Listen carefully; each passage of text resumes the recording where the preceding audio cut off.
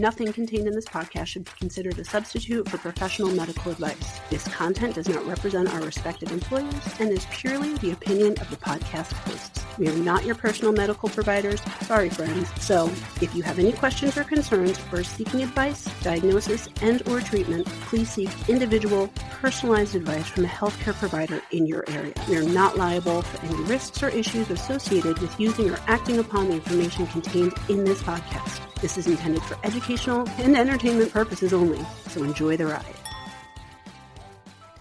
Welcome to Medical Media Mixer, the perfect cocktail. I'm Nicole Peniston, psychologist. And I'm Tara Prisco, physician assistant. All right, round two. Round two. Are we ready? I'm feeling good. I'm feeling happy. I made my mom another one of the drinks. She has now invited me to record here all the time because she's enjoying having her personal bartender. Seriously, and it's only like 1 o'clock, right? Yeah, 1:30. 1:30.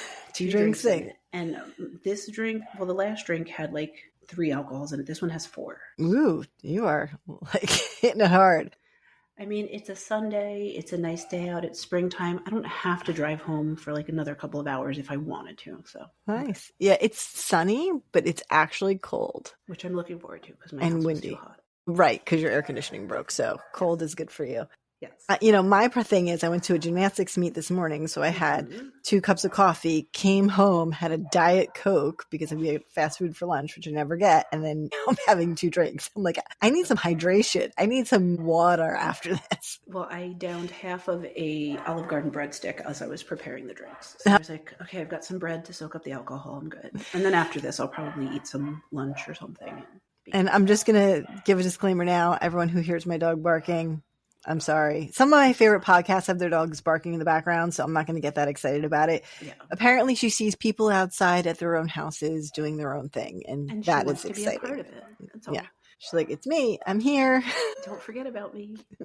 As if we could. So today we're doing fun stuff for this episode, and that was Nicole's idea because it's the 20th episode. It is. And statistically, can you believe that? 20 episodes? That's insane. Amazing. So statistically, if you make it past episode 20, you're in the top 2% of successful podcasts, essentially. Nobody makes it past episode 20 or very few. So that's fairly reassuring. And we're planned out all the way up to 26. Oh, I was going to say it was true grit and determination on our part. So, I mean, the recording part is easy, but sometimes the prep. Sometimes researching and getting that done ahead of time, and it's like going to school while working full time and having life and doing all. That part I don't even mind. For me, it's the part of we have a long running list of ideas, but it's what is inspiring me, and sometimes I'm just not inspired. But now all of a sudden, in the past 5 days, I've been super inspired. I watched something last night that I'm going to talk about in one of the next ones that we record, which I was a little disappointed in, but it's okay. I'm still going to talk about it. So sometimes you gotta get that spark. I know what you mean, because we have a huge list of ideas, but sometimes I'm like, eh. Yeah. And then eventually we want those ideas, but not all the time. It's just not in my mood at the moment. No, I totally get that. But today is a fun one, so it should be less serious, a little more silly. I'm excited. I'm so excited. I knew it. Singing was going to happen. I'm so scared, Zach. I'm so scared. Thank you for the intro, Nicole. That was perfect. You're welcome. So my cocktail is called the Jessie. Yes. And hopefully someone listening out there is understanding these references. If not, I'm going to be really sad. If you are of our generation, you better. Yeah. Seriously. But I've even... Iconic times. I quote it all the time, and every time I say someone says I'm so excited, and my children look at me like, "Oh God!" Well, I hope you tell them that you're also so scared. Because I had to show them the YouTube video, vignette of that scene, and I've showed it to them, and I'm like, "This is why you don't do drugs." Which essentially was the reasoning for that episode, but it didn't quite land. Yeah, we'll get to that actually. There's a little fun fact. So my cocktail is called the Jessie, and it is essentially an espresso martini. According to your books you gave me.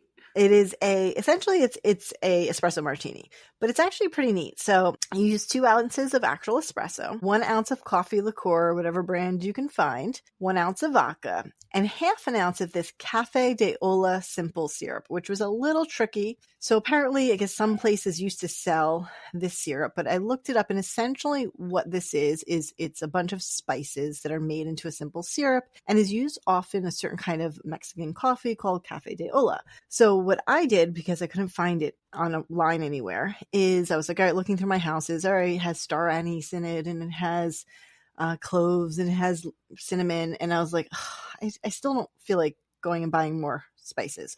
But I found I had this pack of pre-made mulling spices, which essentially had everything I needed in it. So I used that to make a simple syrup. So I used basically. I have a random question. Is it just star anise, or are there other kinds of anise that I don't know about? I don't know. It's just what it says. Well, because I know it's star-shaped, like I've seen right. it, but... Yeah, I don't know. Maybe someone go Google that for us. Yes. And email us. Yes. And tell us the answer about your thoughts on anise.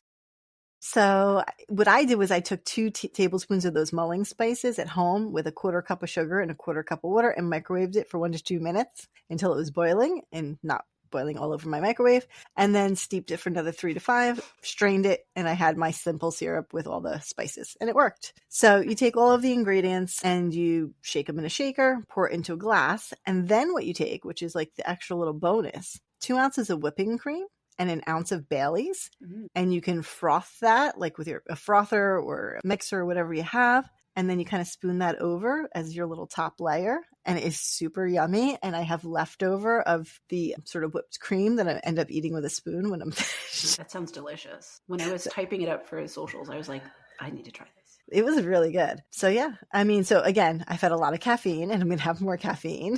That's okay. And you're going to be so excited. Yes. Hopefully by the end, I'm not scared. Hopefully not scared at all. So we're talking about Saved by the Bell. It feels like such a core part of my childhood. I don't know about you. It's a core memory. Absolutely. I am pretty much 100% sure I've seen it. Absolutely. Every single episode of all of them, including all of the spinoffs. And the movies. And there was even, I saw some of the new class, and then there was a reboot, which I watched a little bit of, that was had a little more serious topics. Yeah. So it was an American teen sitcom, premiered August 20th, 1989. It was initially broadcast on Saturday mornings and became a flagship series of NBC's TNBC lineup. It was actually a spin-off of the Disney Channel's Good Morning Miss Bliss. And then later, I think they took those and just renamed it Saved by the Bell, because I think later you could just find those same episodes called Saved by the Bell, which was like the kids in middle school, essentially. And now they're in high school. Was played by Haley Mills, also an icon of our childhood. Yes. She was the twin. What was She was from Parent Trap, the original. Parent Trap. The original, of course. So this takes place in fictional Bayside High School in Los Angeles. And it's like a comedic situational drama, but they actually did try and hit some real serious social issues. So they covered drug use, driving under the influence, homelessness, remarriage, death, women's rights, and environmental issues. Cast, star-studded, love it. Mark Paul Gosselaar, who was an icon of the time, and then who went away. Episode I taught, he was on Found. Currently, he was yes, but he came back. Like he had probably like a 15-year hiatus, I feel like, and then he came back. I think he was in one of those NYPD Blue or one of those type things, and then he's just been all over the place, except for his dark hair now, which really confuses me. He's supposed to be a blonde LA surfer boy. It's okay.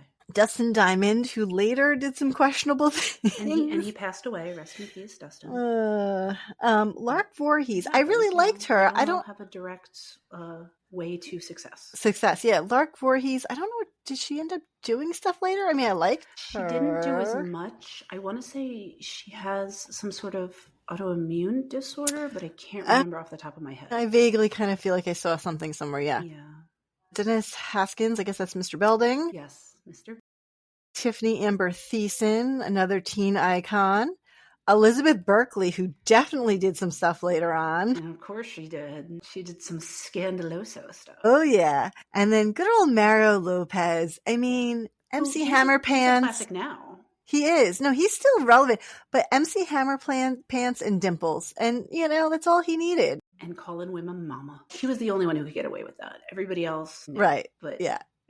You can call me mama anytime you want. So technically it only ran 4 seasons, but I guess because they're in high school for 4 years, and then I incorporate the college years and the spinoffs, and then the middle school stuff. And then they had those summer vacations when Steve Carosi was there. Yes. So 4 seasons. Final episode was in May of 1993. And then the spin-offs, we have the college years, so 93 to 94. Okay. That was only a year, apparently. I don't know. I remember that you only saw like the beginning of their college. You never saw them graduate college or finish. And then Saved by the Bell, the new class, which was 93 to 2000, which is a new group of students at Bayside. And then Saved by the Bell Hawaiian Style in 1992, which is a TV movie. Yes, that was when Jessie's dad got remarried. I think so. And then Saved by the Bell Wedding in Las Vegas. Yes, that was in 1994. Wait, they're not showing in my list of things. They don't have the summer ones. I know exactly what you're talking about. They all worked for the summer. It was part of the regular season. Oh, was it? I think it was just that the school year ended. Got it. Yeah. So this particular episode, it's a very special episode with very quotes. Special. It was one where it would have like a slower theme song. Yeah. So let's see how it starts out. So they're all at the Max because, that's where we hang out. Everything's technicolored. They're all sitting in that diner. Yeah. And they all sit in that same booth they're always sitting at. And Jessie talks about how she's stressing out about her grades and she wants to get into Stanford. And then the girls start chit-chatting about how they want to make a girl band. Like there were boy bands and they want to have a girl band. Because, hey, we said we want to have a podcast. We have a podcast. Go for your dreams, people. Why did we never have a girl band?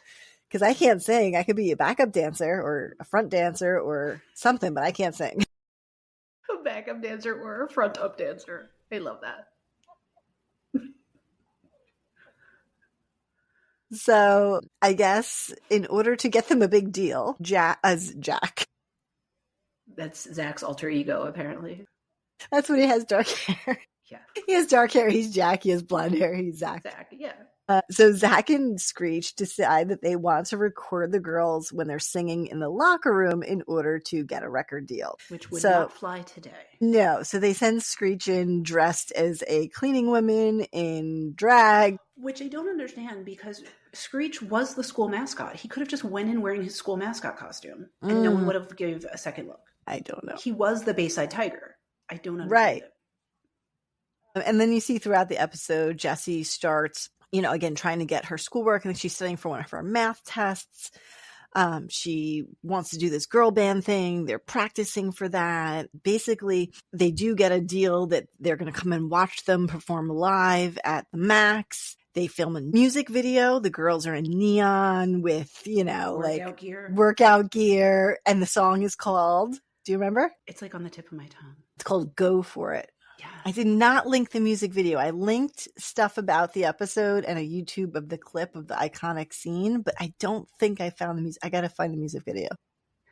But they also covered several songs. Yes. Such as I'm So Excited by the Pointer Sisters. Correct. So throughout this, as Jessie starts to get more stressed and trying to get everything done, you see her sort of popping these pills to juggle studying and band practice. And they're supposed to be performing at the Max and she doesn't show up. And so Zach goes to her house and she has this iconic scene, which Nicole briefly reenacted, where, he finds her sleeping and then she wakes up and she's like, I need the pills. I can't do this. I have to get there. Like she's, so worked up about how she has to get everything done and she starts, spilling the pills everywhere. And then one of the songs, as Nicole said, they're supposed to sing. Zach is basically like, you can't go to the concert. Like you're a mess. You can't sing. And she's like, yes, I can sing. Like, listen, I'm so excited. Yes. And then she falls into his arms and, and then I believe they have Screech go and stand in for one of the girls when the record execs come. Right. Because, no one's that's how that goes. No one's going to notice. Of course not. It's iconic. The whole theme was supposed to be the dangers of relying on stimulants to cope with pressure.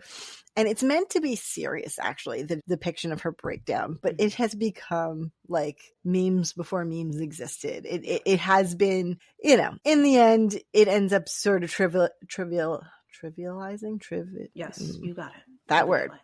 The issue, basically. So the tone that they went for didn't exactly work out in the end. Well, and this was what year again? Remind me. Early 80s, early 90s. I don't know what year was this episode particularly. It ended in 93, so it had to be 92-ish. Yeah, I remember watching that episode and I remember thinking there are worse drugs out there. So here's the fun fact. In the original script, They had her addicted to amphetamines, speed, but NBC insisted on They said changing no. it for airability. They That felt makes it was a sense. little too dangerous. So, Because it was a family-friendly show. So right, I if get it was speed, it would have been a whole different episode. I mean, Definitely. right? Caffeine pills, we can all be like, all right, like it is what it is.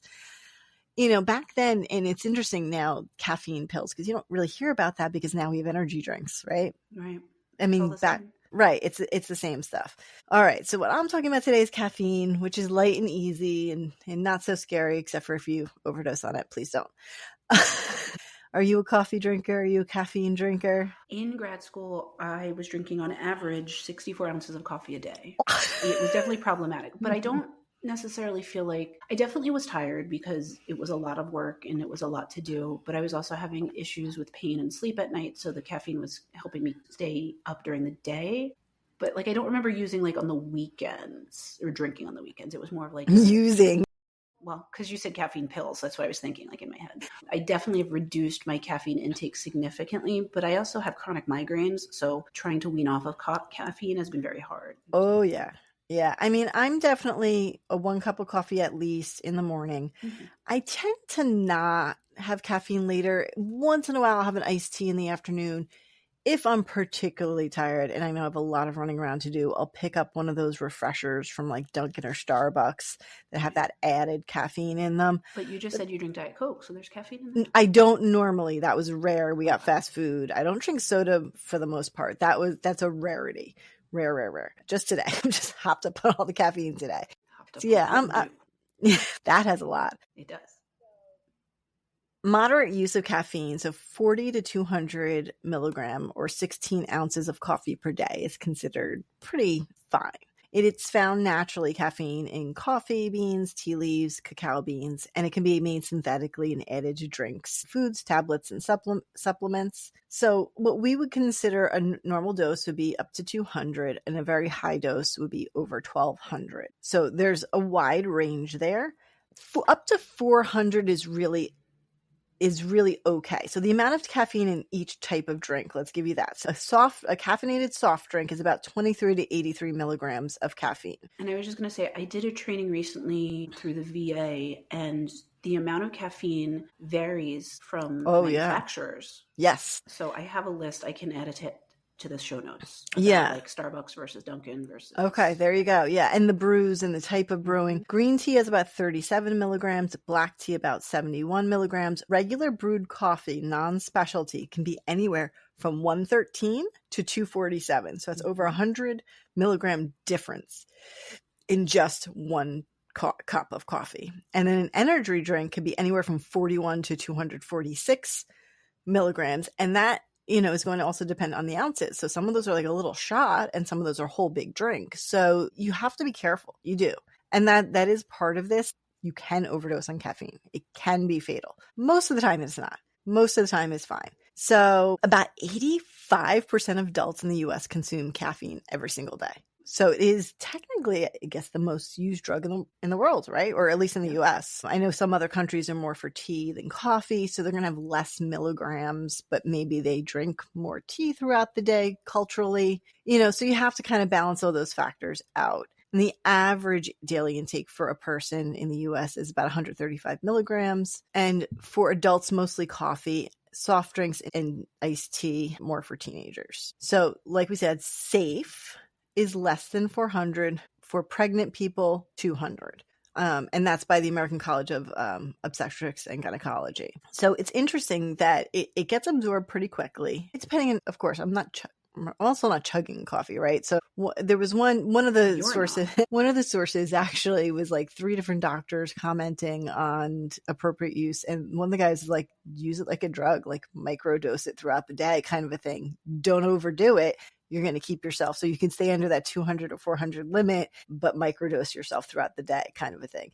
Mm-hmm. But essentially it's absorbed into the bloodstream in less than 45 minutes. And the duration in your body is typically anywhere between 2.5 and 4.5 hours. But there are things that can affect the way you metabolize it. So it's interesting. One person next to another person may metabolize it differently. So pregnancy, oral contraceptives, certain antidepressants, not all, cardiovascular medications, and antibiotics can slow caffeine removal, so it can build up more in your system. But cigarettes accelerate caffeine clearance. And that's like a chronic thing. A lot of people in like recovery programs like AA, they're constantly smoking cigarettes and drinking coffee. It's like microdosing throughout the day of both to keep you in a steady stream, essentially. Right.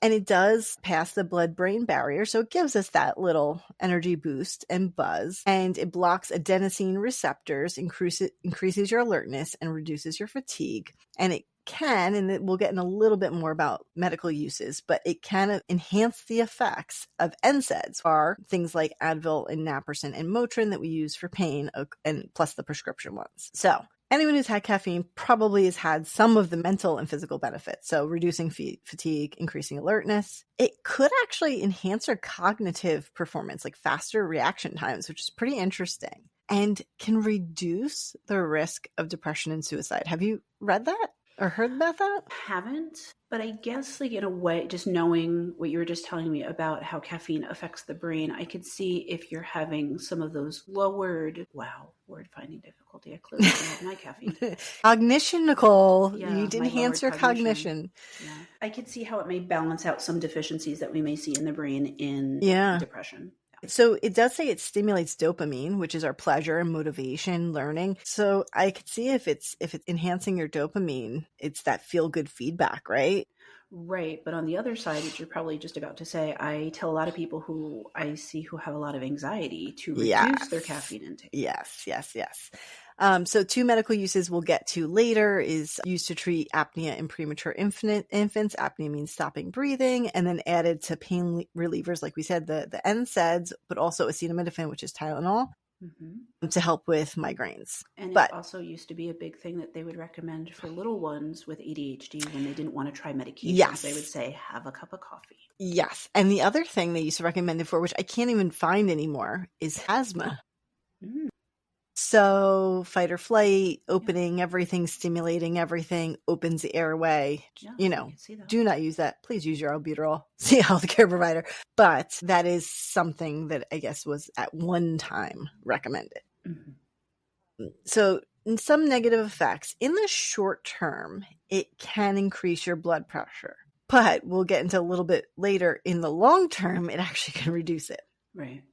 It can cause anxiety, jitteriness, and sleep disturbances. And it can cause withdrawal. So chronic use and then stopping can cause headache, fatigue, depression. And that usually peaks about 1 to 2 days after we try and stop it. We really would recommend somebody slowly wean themselves off coffee. Don't abruptly stop it. And you'll see that someone who's had surgery or someone ends up in the hospital or somebody who's not in their normal routine, they're not going to work. And then all of a sudden they're like, I have headaches. And then they realize it's because they're not getting their daily coffee intake. Yeah, well, I had to reduce my coffee intake when I had gastric bypass just because coffee's not great for your GI system. And so if they're doing a lot of work on your GI system, you don't want to irritate it, especially while it's healing. And so I had to reduce it and I had a lot of headaches. But like I said before, I also have migraines. So I've gotten so used to the caffeine that reducing that was now triggering more significant things and headaches, more migraines. And that was problematic. Yeah, I mean, I definitely quit altogether for my first pregnancy. Second pregnancy, I kept it at like 100 milligrams a day, like 1 small cup, just because I already had a kid and I was working full time. Right, you need it. And so that little bit was safe and was enough. So there is a toxicity threshold. I mean, it exists. So that 1,200 milligrams, which if you really add up, depending on what you're drinking, it's not that hard to get to. Yeah. That's if you have an energy drink that's 240, almost 250, and you drink 5 of those, you're over. Or even if you have a coffee in the morning and then at lunch you have a soda and then in the afternoon you have an energy drink and then at dinner you have an espresso, you've probably already well over that threshold. Yeah. So that, when we're doing it throughout a day, typically the limiting factor is literally volume that you can drink, right? So that's the good part, I guess. You would have to really, because it's in and out of your system in 4.5 hours, you'd have to keep up a particularly high volume to keep that 1,200 number, if that makes sense. That's 1,200 all at once, not 1,200 throughout the day. But again, with these very high caffeine things available now, it's different than when you had to consume this much tea or this much coffee. Now it's very concentrated. And unfortunately, there have been deaths. I know there's a big story from a family that was suing Panera because they had those high caffeine drinks and the person had... were really tasty and they did not taste caffeinated. Right, because they're adding this like concentrated caffeine. I think they take it from like guarana or something else. They don't extract even make it them anymore. They stopped making those drinks, which sucks because I loved those. I have to say the Dunkin' Refresher is not bad, and it's not super sugary either, not super high in calories, and has less calories than the Starbucks ones. So yeah, I'll usually, if I was to go for something like that, I would go for that. But it is, like I said, rarely seen to hit that toxicity level just because of the amount of volume you would have to drink. Well, in that one case too, I would also question if the person had like pre-existing conditions, like a heart condition or something else that now. And that person did. I believe that was documented. They did. It reminded me though, just funny. We talk about drinking caffeine. I mean, caffeine is in chocolate. Again, you'd have to have a whole lot of chocolate. I do remember there being in Whole Foods many years ago, these little chocolate caffeine candies at like the checkout line. And then the little shot caffeine drink or energy drinks. They're little, caffeine. Like, hard candies that are, it's called like hard coffee or something. And it's like a sucking candy, but it's this coffee. One was like chewable that I recall, but yeah. And then the little tiny energy drinks, those have a lot of B vitamins. So that's part of their selling, and they only have 100 milligrams of caffeine in them. So it's a little bit better, but don't go shooting a bunch of them because that's low volume. So symptoms of an overdose. A lot of it's kind of what you would think, that agitation, severe anxiety, elevated blood pressure, palpitations, but eventually it could cause like a shock and cause respiratory issues and heart rate issues, could throw you into an arrhythmia. And what's interesting, caffeine mixed with alcohol which is what you're drinking. Right, I know. Or caffeine with intense exertion. Can lead to severe, even fatal outcomes. So I guess, if you're doing some sort of a exercise or race or some sort of a thing and you've loaded up with a pre-drink with a ton of caffeine. And that's a big thing. They're encouraging a lot of that. Like, do this pre-workout drink. It's got this amount of caffeine in it. It's like... Right. So, there are some health benefits. So we'll go for the positive, just like, with apple cider. No. And just like apple cider vinegar, the dose makes the poison, the no cure-alls cure nothing, but again, part of a healthy lifestyle. So consumption of 2 to 5 cups a day have been linked to decreased mortality. I believe that's of coffee. It doesn't discern coffee or tea. Can reduce the risk of type 2 diabetes, endometrial cancer, liver cancer, and gallstones. Again, will not cure, may slightly reduce risk. Will not completely prevent. And also reduce risk of Parkinson's and liver cirrhosis. So again, these are compiling information from multiple studies. We're never going to tell somebody to add something extra. If you're not a coffee drinker, don't pick it up. If you're not there might be some statistical differences between people who taking caffeine and people who do not, but it's not significant enough for me to tell you every person should be having caffeine daily. Just like we've seen about alcohol. Oh, glass of red wine, a day is heart protective. And then now we say there is no amount of alcohol that's safe. But we also say that it's okay to have 7 drinks a week. I don't know. I also apologize. Someone is deciding to mow their lawn outside my window. I thought I heard something, but I didn't know if it was outside my house or yours. I couldn't tell. It's weird. Sorry. Because I'm right at a window in mine. So yes, there's 2 windows, but sorry. It's okay. So cardiovascular. So what's interesting is in the temporary, like we said, it can raise your blood pressure. In the long term, it may reduce risk of cardiovascular disease when used in moderation. And it's interesting. So an arrhythmia, a very common arrhythmia that we see is something called atrial fibrillation. And there's no significant increase in that abnormal heart rhythm in coffee, right, like routine coffee intake. So that's interesting. Like you would think once someone has AFib, you may tell them to reduce their caffeine. Right. But having caffeine does not increase their risk of going into that rapid heart rate. So it's interesting. Again, we know it's used by athletes for exercise duration, decreased fatigue perception. People say like it makes them more focused. They need to go into an interview. They need to do whatever. They need that little dose of caffeine to get them through. Yeah. And I don't know if it's because I've been drinking coffee for so long, but I don't get that from it. No, yeah. I feel like if anything, coffee kind of keeps me at my baseline. Although I will say certain coffees, like I can't drink Starbucks coffee, like they're straight coffee, because I do feel then more jittery and more rapid Right. heart rate with that, but I just choose their other drinks and then it's fine. Yeah. Yeah. So short term, like we said, it can increase your blood pressure. Yeah, it can 200 to 300 milligrams of caffeine can increase your blood pressure, 8.1 for the top number, 5.7 for the bottom number for up to 3 hours. Mm-hmm. So it's not a huge amount, but when you're talking, say, you come into your doctor's office and you had a cup of coffee right before you came in and, your blood pressure is 145 over 95. Or something a lot of people don't realize, if you're going to physical therapy, a lot of times they'll take your blood pressure before you start your PT and then after. Mm-hmm. And if you've had chugged a big old cup of coffee before you went into PT, they may not let you do your physical therapy for that day. Right. And so that's where I'm talking to somebody and well, you're now borderline, like you are stage 1 hypertension because you're over 140 over 90. Mm-hmm. But if they just had that, they would have been below without it. So a little tricky. So yes, like I was getting to say, but over the long term, in lower use can reduce the risk of becoming hypertensive. Interestingly enough, cholesterol can also be, which I was not aware of. Had you heard of that? No, but tell me more. So it's specifically certain methods of brewing because there's something in coffee called caffeistol, which I assume is like a plant sterol based on the name. In unfiltered coffee. So mixed results. Some indicate higher triglycerides, while others suggest caffeine promotes lower LDL. But it depends on the filter type because if you use like a filtered coffee with an actual like drip type method, you filter out that caffeistol. Whereas unfiltered coffee, like the French press style, you don't because you're just kind of pushing it all down. So that was interesting. So yeah, unfiltered coffee raises LDL and filtered coffee does not have the same effect.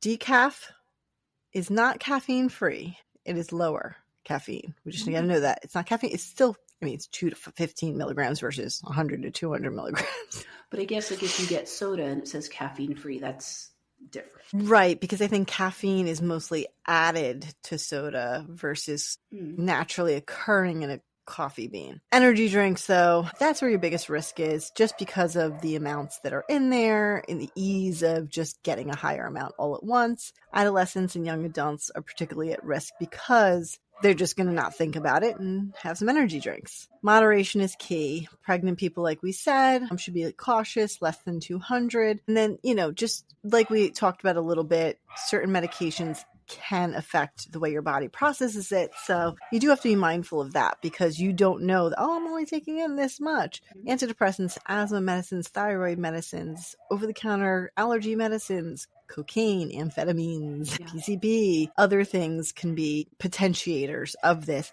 And people who hit that 1200, like we said, can come in actual shock, having actual cardiovascular issues because of it. And typically, most of the time it can be managed in the emergency room, but occasionally you'd have a severe enough patient that you'd be putting them into the ICU. Some patients may have literal circulatory collapse and needing intubation and being put on a ventilator, things along those lines, if they have that 1200 toxic overdose all at once.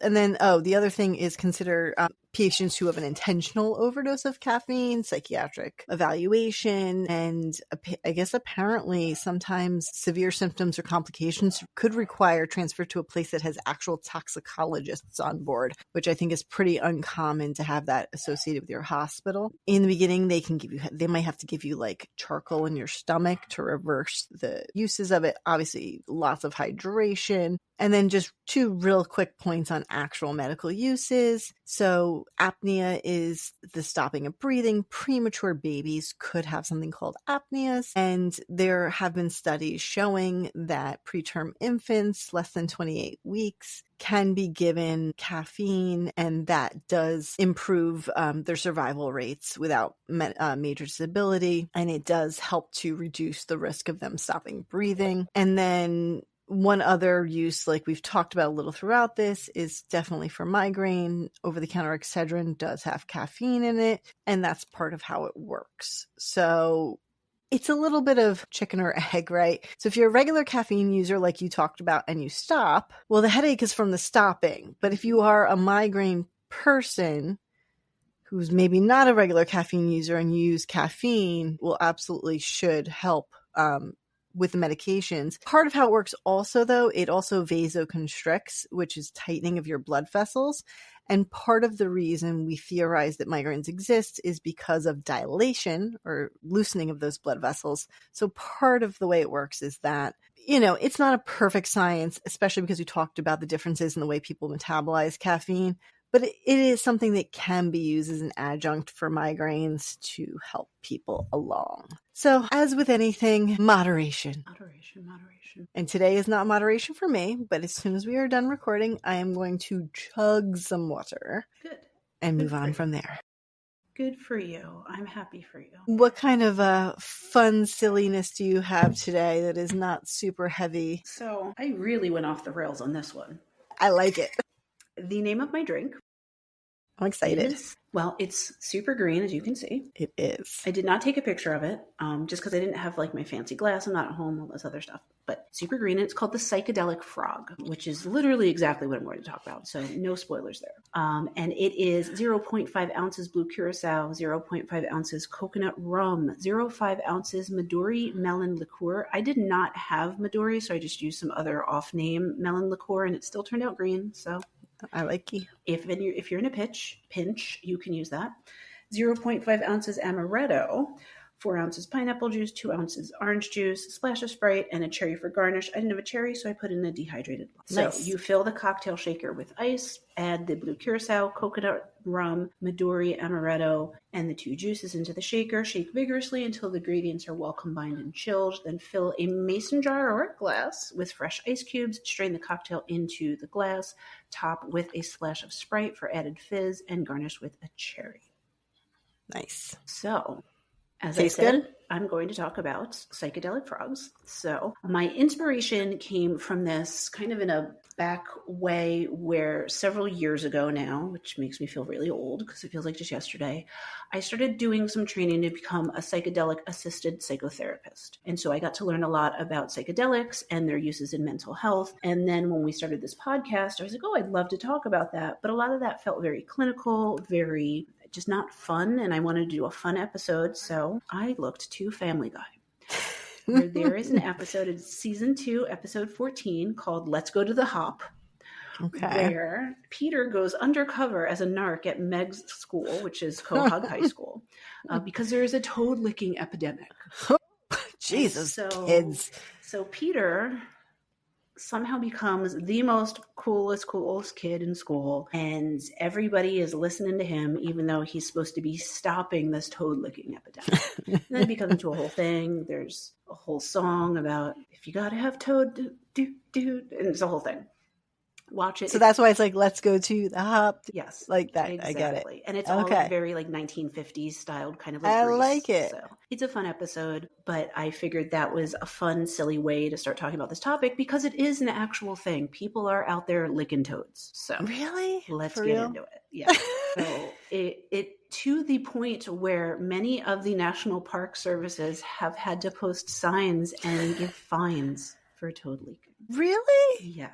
For real? For reals. In the U.S.? Do we have those Yes. kind of toads in the U.S.? Thank you for asking. So, according to the U.S. National Park Service, Okay. they have been warning people to stop licking toads. So, in the U.S., the psychedelic frog that we have is called the Sonoran Desert Toad. Mm. And then we also have the Colorado River Toad and the Sonoran Desert Toad. Both of those do emit psychedelic secretions to ward off their predators. And so it is a function of just how these frogs survive in the wild. But then once people learned that, hey, if I lick this, I'm going to get high, they started grabbing these toads and licking them. The problem is manyfold. It's not just twofold. Well, yeah, don't hurt the frogs or toads. So number one, the frogs have this secretion because it is warding off their natural predators. So if you're licking off the secretions, they are now more susceptible to their predators and could die. Now, they can make more. Tara is drinking her alcoholic whipped cream and enjoying it, making a mess while she does so. Correct. So they can make more of the secretions because they come from their glands. But however, it's not great for the toads and it's not great for the people. Yeah. Because if you just pick up a toad off the ground and you lick it, number one, who knows what the heck else is laying on this toad? There's definitely poop on there of some sort. There's some sort of feces is going to be in your mouth. Also, this is not a regulated way to partake of hallucinogens. Dose dependent. Yes. And so some of the side effects are hallucinations and euphoria. However, if you're taking too much toad, anxiety, nausea, seizures, and death. So Park Service was like, let's get the word out there to not do it. So literally the National Park Service released an article, and it says, and I quote, "As we say with most things you come across in a national park, whether it be a banana slug, an unfamiliar mushroom, or a large toad with glowing eyes in the dead of the night, please refrain from licking."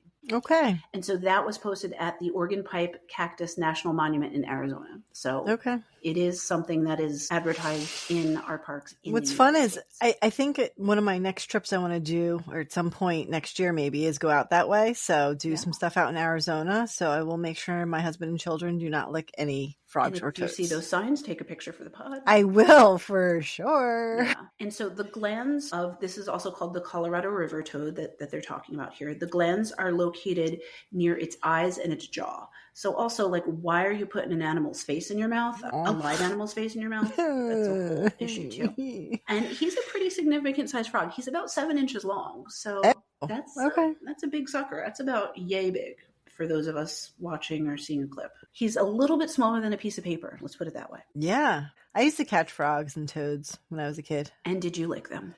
I did not, but we used to keep them in like a box and like a shoebox, feed them like bugs, and then when they started looking lethargic, I'd be like, oh no, maybe we're killing you. Let's put you back out into the world. And so the animals that are, it says animals that harass the species are generally intoxicated through the nose, eyes, or mouth. And so the secretions, I guess if it gets close to one of your open areas, you're going to be able to take in that toxin, and then you're not going to feel so great. The secretions sometimes have been used medically for treatments of irregular heartbeat, but that's done in a contained environment, monitoring. Right. It's more clinical than just grabbing a frog you saw on the side of the road. And for some time, these toads were being captured and then sold for those secretions. Now we're trafficking these animals. We know that moving animals from one area to another is going to harm the environment, and a lot of different issues with that. So we definitely want to stop them. And at this point, the Colorado River toad, is considered endangered in California and threatened in New Mexico. So these are definitely species we do not want to be messing with, or else we will lose them. So that is the Colorado River toad. Question, did they happen to say what their predators were? Like, I want to know if I'm seeing intoxicated, tripping, fox walking around, or what animal might become intoxicated. That would be quite interesting. Right? It's got to happen. So that's the whole point. It says dogs that have attacked the toads have suffered paralysis or even death. Raccoons have learned to pull the toad out of the pond by their back legs and then feed on the back and the belly, so avoiding where those glands are. Wow, I didn't know raccoons were that smart. So raccoons have figured that. Raccoons are very smart. So they've learned about that. Yeah, so it seems like it's mostly dogs, probably feral dogs, but also maybe like coyotes, wolves, I would imagine. That's the general. In that area. Yeah. And raccoons are the two biggest things that they're talking about. Okay. Their breeding season is in July, so coming up soon. And it leads until August. They lay their eggs in ponds, as most frogs do. Psychotropic uses, here we go. So the glands, it's the parotoid gland. Parotid. Yeah, sorry. We got those too. The parotid glands produce what we colloquially know as DMT. So that's 5-MeO DMT, which is a psychedelic compound, which I'll go into in a minute about what that is. And also bufotenin, which is also named bufo, after the genus of toads. And that is also toxic. So there's more than one chemical that they're releasing from these glands. And they are from the psychedelic family of the tryptamines. So we'll talk about that in a minute. I'll talk about all that. So just seeing if there's anything else about the little froggies. They're cute little suckers. I mean, they look like a frog. He's green and he has yellow eyes. And he's a frog. I mean, there's nothing. I like frogs. When I see the pictures of it, it's not like I'd be like, that's the frog that I need. Oh, right. So that's interesting too, because certain species, especially of frogs and certain bugs, they have colorations and things, and then other ones mimic those because they're like, hey, those are the poisonous ones. I'm going to look like the poisonous one, so no one wants to eat me. But these don't look super fancy or brightly colored or... Right. They're green. There's like a lighter green around the eyes where those glands are. And so that might be what that other article was referring to about glowing in the dark, maybe when the light reflects off of that.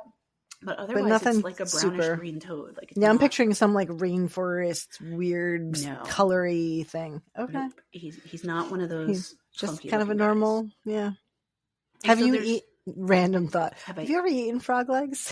I have, actually. Yeah, do you like in them? France, I did. Didn't love them. I tried it once just for they say it tastes like watery chicken to me. Like watery chicken. Yeah, I mean, I try everything, but I'm just random. Yeah, I'm the same way. I tried it. I didn't see the lure. Wasn't loving it. And I kind of like frogs as...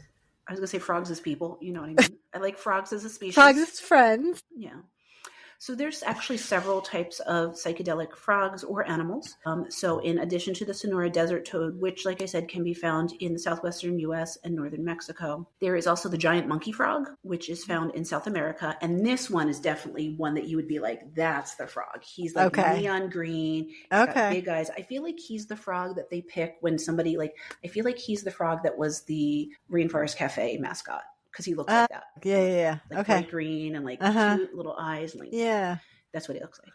Now I want a frog. So that one. And then there is the California harvester ant, which is found in the southwestern U.S. and northern Mexico. That apparently also has venom that can be hallucinogenic. We're going to lick ants?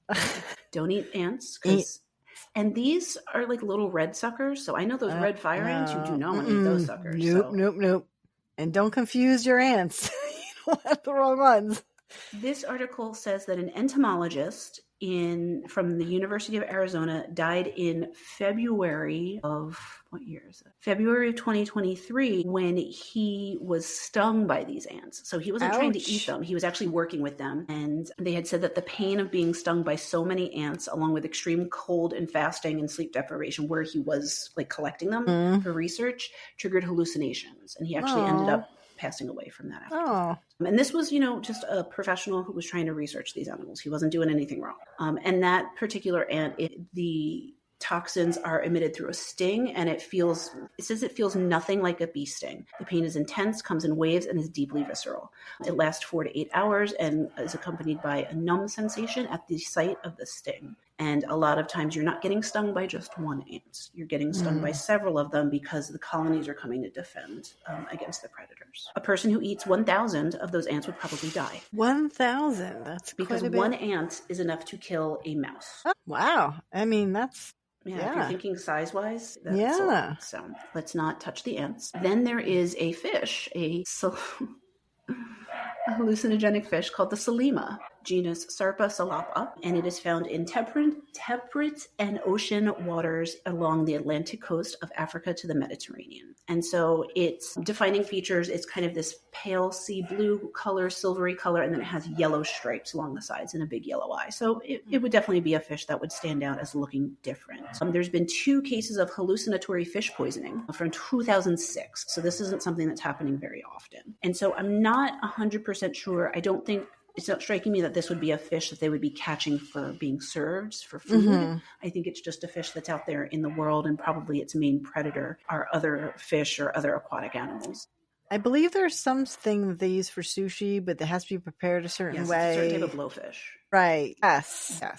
So that is not this fish. No. But it says that the case of those 2 cases that are documented in the 2006 Journal of Clinical Toxicology, there's a 40-year-old man. He ate a baked version of this fish. And he later experienced hallucinations of screaming animals and giant arthropods in his car. Oh, that's very scary. And so he did not die. He was just poisoned. But the symptoms did not go away until he had medical attention, and it was 36 hours later. That's suffering, right? I hope you don't remember it. I hope it has also an amnesiac properties. Like that's, well, I guess if he told people, so he remembers. Or unless during it he said, this is what I'm seeing. Yeah, I hope that your brain sort of walls that off. Yeah, 36 hours of hallucinating animals screaming at you. Oh, that's got to be horrible. Yeah, which is interesting. I'm wondering if that is the direct, like the toxin is creating that specific hallucination, because I'm assuming its most common predator would be animals. So then hallucinating other scared animals. I don't think anything could be that specific. I just think it's interesting. And then, so that's the hallucinogenic fish. And then there is a sponge that grows in the Caribbean called the pitted sponge, where it also has DMT type properties like the frog, like the Colorado River frog. And I don't think a ton of people are eating this. Maybe if you're brushing against it while you're snorkeling or scuba diving, maybe that's probably why you would do it. But they did find that when they harvested this sponge for research, they were able to change the properties of the DMT, that it was acting more like an antidepressant. And so it was slowing down, sedating their prey. But the odd thing is the sponge isn't eating it. So like we know, like a cobra, when it bites, it's going to sedate its prey so then it can eat it. So this is interesting that this is just like you float away sort of like lethargically. But then again, if you're underwater and you float away lethargically, you're going to drown. I wonder if, but with their predators might be other fish. Yeah. And so they've been working on trying to harvest some of those compounds to make other antidepressants, anti-anxiety drugs, or pain relievers for humans. So you may then ask, what is DMT? DMT, which is, I told you the whole long name, also called dimethyltryptamine. I said it. It's a psychedelic drug in the tryptamine class. So in terms of larger hallucinogenic or psychedelic classifications, it's looped in with LSD, mescaline, and psilocybin. And those are considered the most historically significant and most commonly used psychedelic substances used in like natural medicines. So a lot of indigenous peoples have been harvesting these compounds from nature, from natural plants, and using them as medicine throughout time. And so that's really the interesting thing that I learned about when I was doing that training, was that so much of this stuff originated in indigenous medicine and natural medicines, and how now using it for modern treatment, it's not necessarily new, but we're coming to more acceptance. And there's a lot of, unfortunately, racism and classism that was associated with those substances not being used. And there was a whole part of the training about how in the 70s, when there was the big psychedelic craze, why so much of that was crushed, not because of what the drugs were actually doing, but it was more a financial gain about how are we regulating this? How are we making money off of it? And of course, with any medication, with any drug, you're going to hear about some horror stories and some things gone wrong. But in general, the science was actually going quite far and making really wonderful advances, but then it was shut down because there was this concern about how it may impact other pharmaceutical companies, drugs, things like that. There's tons and tons of documentaries and books about kind of why psychedelics had to go underground for so long and how they are now gradually making a resurgence. And so just so you know, certain states in the US do have certain psychedelics approved. So Colorado is a big one. You can legally use psilocybin and ketamine in Colorado. I also believe mescaline, but don't quote me on that. And the FDA, interestingly, is doing a lot of trials. And in New Jersey, they are in phase 4 of trials for psilocybin and MDMA to treat several disorders. So they're definitely trying to embrace it now and find out how it can be the most effective. There's been an overwhelming amount of treatment. About an overwhelming amount of research in treatment of war veterans with PTSD, with severe PTSD, with psychedelics, and have seen amazing improvement. We're seeing people who were disabled severely by their constant PTSD flashbacks and anxiety, who after a series of maybe 4 or 5 treatments have returned to life pre-PTSD. Wow. And I mean, it's interesting though, because I think you've read all these books, that this whole how are we going to regulate a thing, it's because some of these can be used both medicinally and recreationally. Exactly. Just like marijuana, it's that difference. Whereas we say alcohol is recreational only, these prescriptions and over-the-counter medications, it's that line. And I feel like they just don't know what to do with it. Yeah. And I'm glad that you said that, because a lot of these substances, they are available, not through legal means, but you can get a hold of this stuff. And so knowing that if you are choosing to try these psychedelics, that you want to be doing this in a safe environment. One of the big things with a lot of the psychedelics is extreme dehydration. So you want to make sure that you're hydrated. You don't want to be overstimulated. So you're not dropping this in the middle of a club. You should be doing this in a quiet room, preferably with like a friend or a family nearby, and just kind of easing into it. And that's really more of the therapeutic side of things, where we were learning about psychedelic assisted therapy, is that you are constantly checking someone's vitals and making sure medically that they're okay. You're keeping them in a safe space. The lights are dimmed, they're in a comfortable position, and they're really able to, the point of the psychedelic assisted therapy is that you want to, I don't want to say enjoy the high, but you want to be using that to be working through something. And so if it's bringing up past trauma, if it's bringing up feelings, if it's helping you work through something, to really be in that in the moment instead of out and partying. That's not the point of these drugs. In the training that you did, was this something that was assisted with like during therapy? Like is that how they were trying to use it? Like you're doing therapy with the person while they are currently using the substance? So yeah, the process, and like I said, it's not fully FDA approved yet, but the process which seems the safest and the most effective for folks is that they're having several meetings ahead of time to talk about what these mental health concerns are. Let's say, for example, PTSD, talking about what the PTSD looks like for them, when it began, how well is it managed on these other medications, how often are they affected by it. So first you kind of get a groundwork of what we're dealing with. Then they're getting a full medical workup, making sure that using this substance is going to be safe for them physically, biologically. And then they're walked through the process multiple times before even actually doing it, kind of just told what to expect to prep for it. So then when you're actually going to do the session, they're coming in, they will be with you for, anywhere from 3 to 8 to 24 hours. Like they're staying with someone that whole time, they're being monitored. And so essentially the physician is going to administer the medication.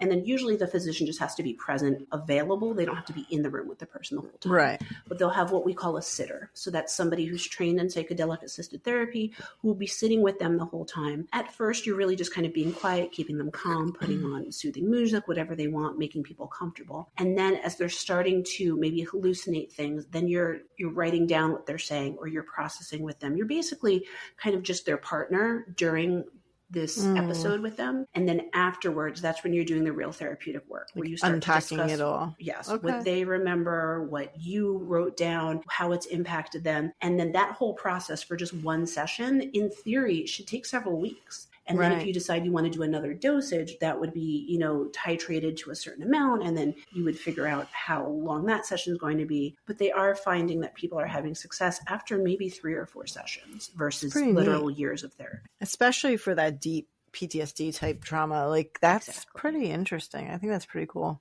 Yeah. So as far as DMT and where people are getting it now, because we know it's not regulated by the government, it does occur naturally in several plants. So there's Psychotoria viridis, Mimosa hostilius, Anadenartha peregrina, and you can tell I'm not a botanist. No, plant names are hard. Diplopyotheris cabanerana. So those are some plants. It's just all those Latin things thrown together. That's essentially what the names are. For some reason, well, this one, everyone's heard of an acacia tree. That has significant levels of DMT in it. And there's over 800 species of acacia. So many of them have significant levels of DMT in them. So this is something that I would assume that people who are out there illegally selling DMT are probably growing in their basements, much like many people did with marijuana for a very long time. So DMT, it's several different molecules with different structures. But as I said before, the one that most people know about are the 5-MeO DMT. There's also NN-DMT, which is the one that frog emits. And there's a few other ones that I'm not going to go into. But there's a lot of traditional indigenous people's history tied with this. And I think that's so important for people to look into if this is something that you want to explore. Hopefully you're doing it safely and it's regulated and you're doing it assisted, because in some states it is legal. So depending on where you're listening, in other countries too, but making sure you're doing it appropriately, but also being respectful to the origin of where this all comes from. So ayahuasca, that's a big one where it's combining DMT and Harmala alkaloids. And so everybody's heard about, going and taking ayahuasca out in the desert or going to Peru and taking it and things like that. But that is a sacred ceremony. And so making sure that you are adhering to that and doing that in the way that it's meant to be done. And even in those ceremonies, you have someone who's essentially a sitter. You're not just taking it off, on the beach because it sounds like fun. It is a ceremony and it is a ritual that you should be following through, because that is the purpose of it, both culturally, but also to get these positive effects out of it. So plants, like I see a lot of the historical significance. As far as the actual animals, is there like historical and like indigenous indigenous people, like who like we're the ones who lick frog. Like, is that like a thing? It I doesn't don't seem know. like it. No, it seems like a lot of with the animals, it's more of their natural defense. And then through mistakes, through Right. things like that, we've found that, hey, you Right. can use this to get high, but it's not Human- necessarily part of a ritual. Yeah, because just humans are weird and we'll just find anything. Like, who's the Yeah. first person who licked a toad? That's what I want to know. Honestly, it was probably a researcher, because how else would you know? I don't know. And I'm not saying that that researcher was problematic. I'm just saying the first person probably had to know what they were doing. Right. And it's so crazy. I like a lot of the things that occur in nature. Like, who was the first person who ate that berry or smoked that plant and was like, Well, I can tell you, in 1931, German-Canadian chemist Dr. Richard Mansky synthesized DMT for the first time. So he made the first synthetic version of it. Okay. Obviously, he must have known some of the natural medicines. Something, obviously. To be able to replicate that in a lab. And then in 1936, Japanese chemist Toshio Hoshino synthesized 5-MeO-DMT, which is, like I said, it's a different type of DMT for the first time. And then in the 1950s, that's when we started seeing more publications and research about administering it to both healthy people and to other people. But it was a Hungarian psychiatrist, Dr. Zara, Zara. He was considered to be the father of DMT because he was studying the psychotropic effects on himself and his colleagues. Okay. And so, again, he was doing it for research. And this kind of came after there was that LSD research that was really spiking in the late 50s to the 60s to the 70s. So he had already looked into LSD and was looking for other compounds that were similar. And I think what a lot of people forget, we've heard a lot of, conspiracy theories and things like that, is a lot of this research was done by the government and done by like highly esteemed researchers to figure out what to do with this. And so it wasn't, a bunch of kids tripping on the beach to start. That's just what it's become. And then during the 1950s and 1970s, it was the golden age of psychedelic research, which then many of those doctors had to go underground because in 1971, DMT was prohibited and placed as a Schedule I substance, along with all of the other psychedelics at that point.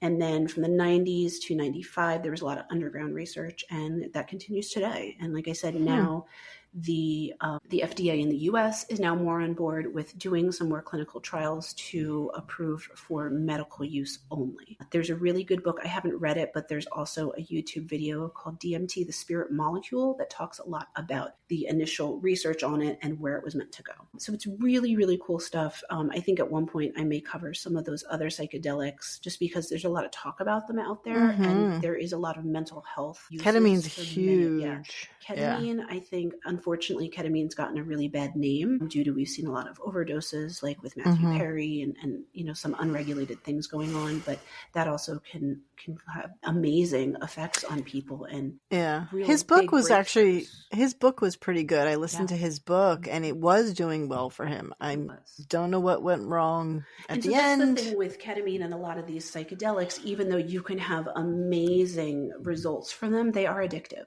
And so it's managing it, because that's the other thing is, if we're using ketamine to treat substance abuse, we know that person has an addictive potential already. So that really needs to be monitored.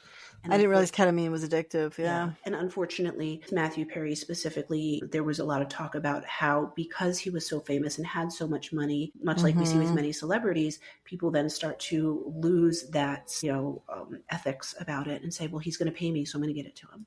And then that's when, unfortunately, people die from these things. Yeah. But I do highly recommend read or listen to his. I listened to it, so it was him narrating. It was actually, it was before he died. Yeah. It was actually really interesting to see everything he went through. And there is a lot of substance abuse and psychological things that he speaks about. So he was an interesting person to give a really raw sort of presentation of that. Yeah. And then, so those of you who have never taken psychedelics, myself included, I've never taken one. I've been curious. I've looked into going to special institutes that do it, the right way and having that experience. I've not done it yet, but I'm open to it if it should come across in an appropriate way. But some of the positive effects of specifically DMT is vivid imagery, powerful physical sensations, spiritual experiences, mood enhancement, and euphoria. Some of the negative effects: fear, anxiety, paranoia, nausea, vomiting, chest pain, dizziness, diarrhea, increased blood pressure, increased heart rate.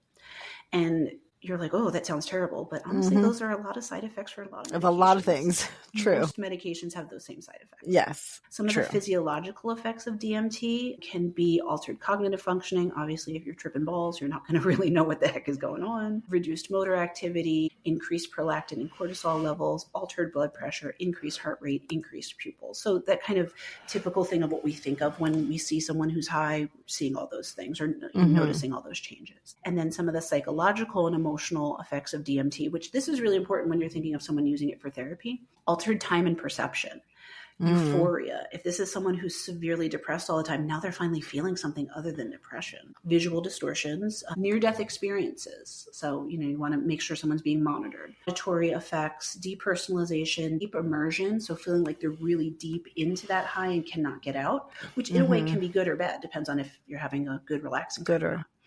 And then the visual and the auditory hallucinations. And all of that stuff comes from Psychedelic Support, which is a wonderful website that does the training that I was taking. But there's a lot of really great places out there that give you all of the good information, talk about the research, talk about the effects, talk about the cultural considerations. So it's a really good resource. And then finally, if you are thinking of using DMT, I do not suggest it.